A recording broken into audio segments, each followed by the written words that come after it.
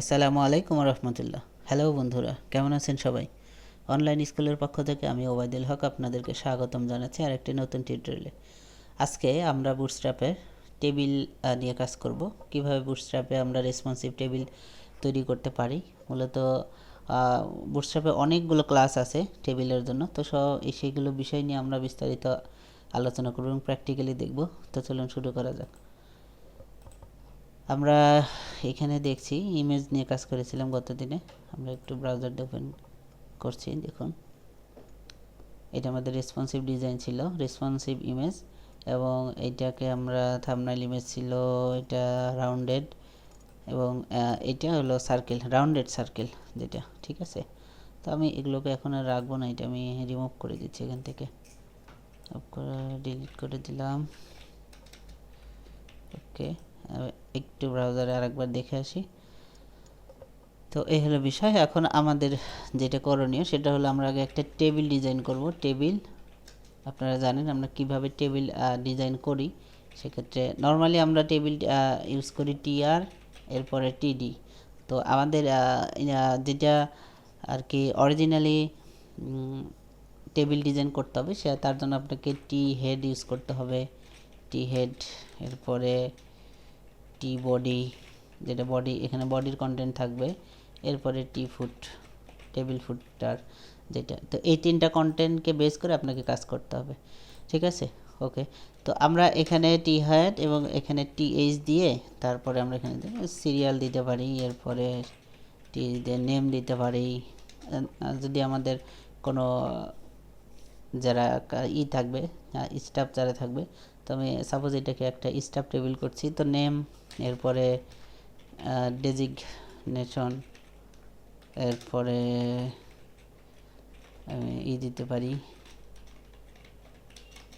Join date দিতে পারি, এরপরে বেসিক স্যালারি দিতে পারি।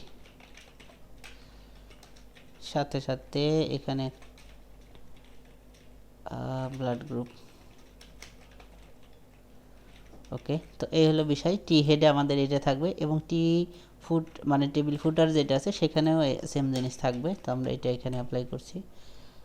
এরপরে আমাদের এখানে কন্টেন্ট থাকবে, দেখুন এখানে আমি সিরিয়ালি প্রথম, এখন আমরা এখানে টিআর ইউজ করব, দেখুন টিআর, এরপর টিডি থাকবে, টিডি আমরা এখানে সিরিয়ালে 1 দিব, 1 দেওয়ার পরে এখানে আবার টিডি ইউজ করব। নেম, আমি আমার নাম দিচ্ছি টিডি সফটওয়্যার ইঞ্জিনিয়ার দিলাম। এটা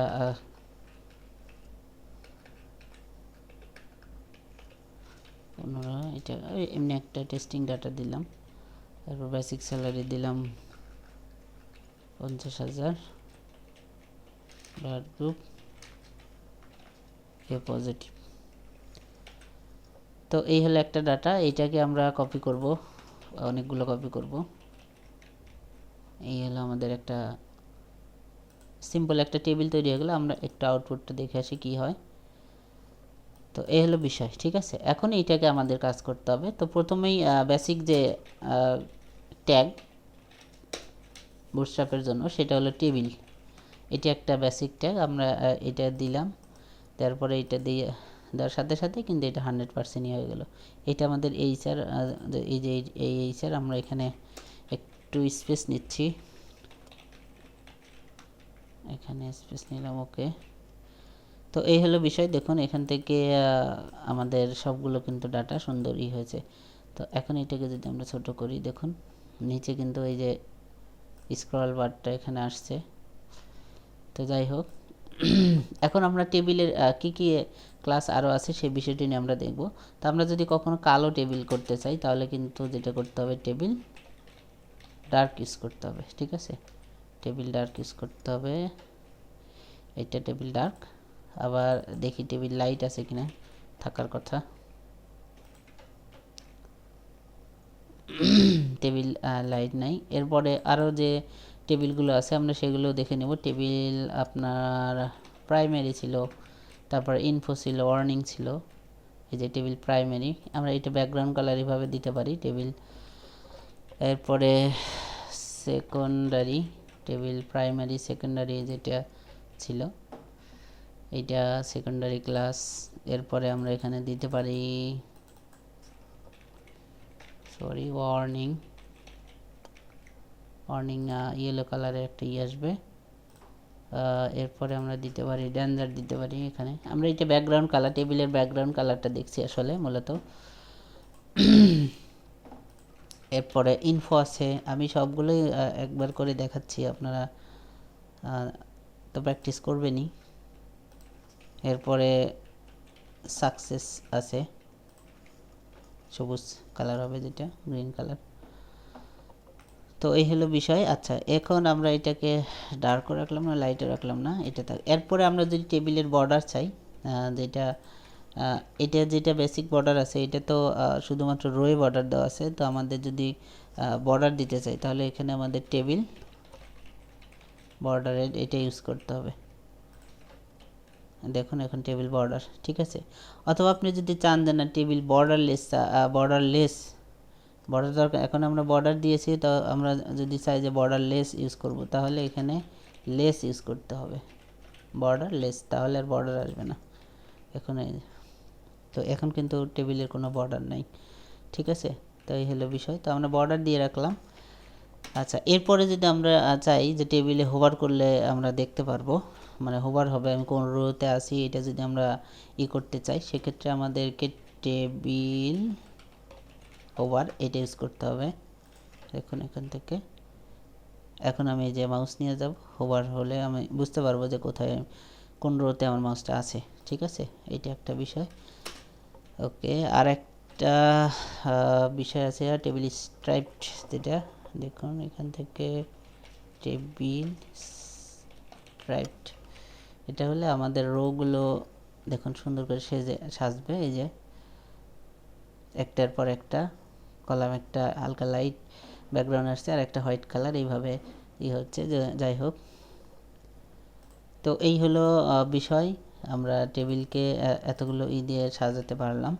এরপরেও আরও কিছু আছে, যদি টেবিল ছোট আকারে করার দরকার হয়, মানে প্যাডিং এবং মার্জিন যদি কম দরকার হয়, তো সেক্ষেত্রে আমরা টেবিল এসএম ইউজ করতে পারি। দেখুন এই যে টেবিল এসএম। তো এরপরে টেবিল এমডি আছে, মিডিয়াম সাইজের, যদি টেবিলের ফাঁকাগুলো একটু যদি মিডিয়াম সাইজের করতে চাই, টেবিল এলজি এগুলো আর নেই, শুধু এসএমটাই আছে ছোটো হাতের জন্য, ছোটোর জন্য, মানে প্যাডিং মার্জিনগুলো রিমুভ করার জন্য টেবিল এসএম। তো এই হলো বিষয়, দেখেন অনেকখানি স্পেস কিন্তু কম, ঠিক আছে। তো এখন আমরা যদি এই রোগুলোকে যদি আলাদাভাবে যদি কালার করতে চাই, সেক্ষেত্রে কিন্তু আমরা এখানে ক্লাস ইউজ করতে পারি, ক্লাস। তো আমি যদি এটাকে টেবিল অ্যাক্টিভ ক্লাস দিয়ে দিব, টেবিল অ্যাক্টিভ। তো এটাকে দেখুন এই যে এটা অ্যাক্টিভ থাকলো, অ্যাক্টিভ কালারের মধ্যে দেখা যাবে।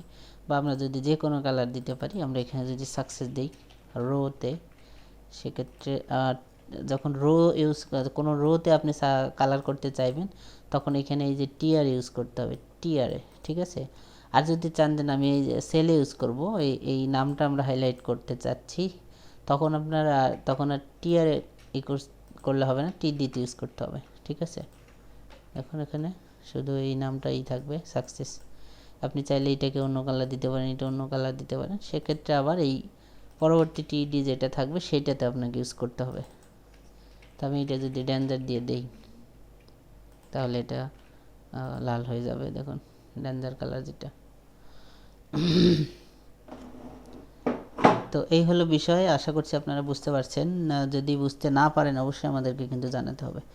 আরেকটা বিষয়, এখানে টেবিল রেসপন্সিভের একটা বিষয় আছে, সেটা যখন আপনার ডাটা অনেক বড় হয়ে যাবে, যেমন এখানে তো আমি শুধু অল্প কয়েকটি ডাটা নিয়েছি, তো এরকম যদি আমি আরও অনেক ডাটা নিই, সাপোজ এখান থেকে আরও 4টে ডাটা আমি নিয়েছি, তো তাহলে এখান থেকে 1 2 3 4, তো এইভাবে আমি প্রতিটা যদি ডাটা আরও 4টে দিয়ে দিই,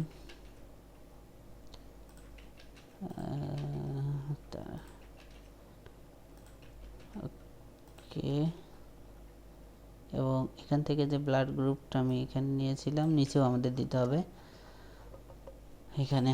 তো যাই হোক, আমি আর ক্যাপশন চেঞ্জ করলাম না এখন। তো আরও হিউজ ডাটা হতে পারে, অনেক লম্বা ডাটা হতে পারে। তো সেক্ষেত্রে আপনার পেজ স্ক্রল না করে যদি আমরা আমাদের টেবিলটাকে রেসপন্সিভ করে দিই, সেক্ষেত্রে কিন্তু আমরা তা করতে পারবো। সেটা হচ্ছে আমাদের যেটা ডিভ ইউজ করতে হবে, এটা হলো ক্লাস টেবিল রেসপন্সিভ। এটাকে কাট করে নিয়ে আমি এই টেবিলের শেষে এটাকে পেস্ট করে দিব। ও একটু গোছানোর জন্য এটাকে আমরা একটা সিলেক্ট করে একটা ট্যাব প্রেস করলে সবগুলো একটা ট্যাব পরিমাণ সরে যাবে। তো এই হলো বিষয়। দেখুন এখান থেকে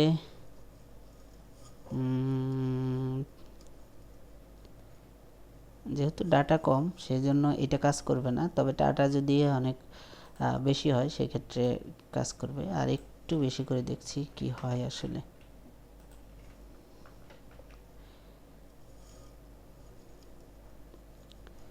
তারপরও কাজ করছে না, যাই হোক আমাদের দরকার নেই এটা। তারপরে আপনারা এটা ইউজ করবেন যখন কোনো ডাটা ইউজ করবেন, তখন এটা ইউজ করবেন, তাহলে সুবিধা হবে আপনার রেসপন্সিভ ডিজাইনের জন্য, এটা সুবিধা হবে। আর এইটাকে একটু আমি ছোট করছি, দেখি ব্রাউজার ছোট করলে কি হয়, সেই ক্ষেত্রে বোঝা যাবে অনেকটা। এখানে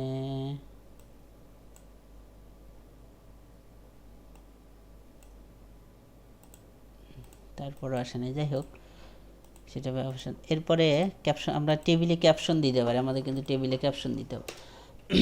যেমন আমি এখানে ক্যাপশন দিতে পারি। এটা অবশ্যই টেবিলের টি হেডের উপরে এবং টেবিলের যে ট্যাগ আছে সেটার নিচে দিতে হবে আপনাকে ক্যাপশন। তো ক্যাপশন এখানে আমরা ক্লাস টেক্সট সেন্টার ইউজ করছি। এইটা হলো আমি বলে দিতে পারি স্টাফ লিস্ট অথবা এমপ্লয়ি লিস্ট।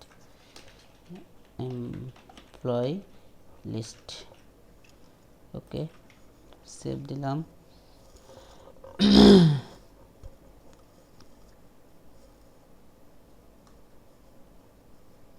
এই যে দেখুন এখানে নিচে আছে এমপ্লয়ি লিস্ট। তো আমরা যদি এটা টেক্সট সেন্টার না দিতাম তাহলে এটা কিন্তু মাঝখানে আসতো, এইখানে থাকতো। ঠিক আছে, তো এখানে আপনি আরও দিতে পারেন, অন্য যে কোনো কিছু দিতে পারেন, কোনো সমস্যা নেই। এটা যার যার প্রয়োজন মতো দিতে হবে। তো এই হলো বিষয়। আমরা তাহলে যে বিষয়গুলো দেখলাম, দেখুন আমরা এখান থেকে স্ট্রাইপ, এরপরে আপনি কিন্তু এই যে হেড যেটা আছে টি হেড বা টি ফুট, এটা কিন্তু আমরা দিতে পারি, এখান থেকে চেঞ্জ করে দিতে পারি। ঠিক আছে, তো আমরা যদি এই হেডটাকে করে দেই, চেঞ্জ করে দিই, সেক্ষেত্রে কিন্তু তাও পারবো। টি হেড আমরা এটাকে ডার্ক করে দিলাম। ঠিক আছে, তাহলে দেখি কি হয়।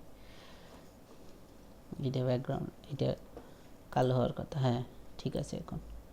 তো এইভাবে আমরা টেবিলকে সাজাতে পারি। এরপরে দেখি আমরা যদি ফুটারে সেরকম কিছু আছে কিনা একটু অ্যাপ্লাই করে দেখি। সরি, টি ফুট ডার্ক না থাকলে টি হেডের যে ক্লাসটা আছে সেটাও আমরা ইউজ করতে পারবো, কোনো সমস্যা নেই। এখান থেকে আমরা এটা ইউজ না করে আমাদের টি হেড ডার্ক যেটা আছে এটাও অ্যাপ্লাই করলে কোনো সমস্যা হবে না। এই হলো বিষয়, একই বিষয়। আর লাইট অ্যাক্টিভ এগুলো তো আমরা ইউজ করতে পারবোই। তাহলে আমরা অনেকগুলো বিষয় শিখলাম টেবিলে। তো আমরা একটা সুন্দর টেবিল কিন্তু তৈরি করতে পেরেছি। আমরা ডাটা টেবিল নিয়ে কাজ করব। ডাটা টেবিল যারা বুঝেন না তারা তাদের কোনো চিন্তার কারণে আমরা জিরো থেকে সব কিছু দেখাবো। তো ডাটা টেবিল এখানে অটোমেটিক সার্চ হবে, এইটা অটোমেটিক ক্লিক করলে এটা শর্টিং হবে।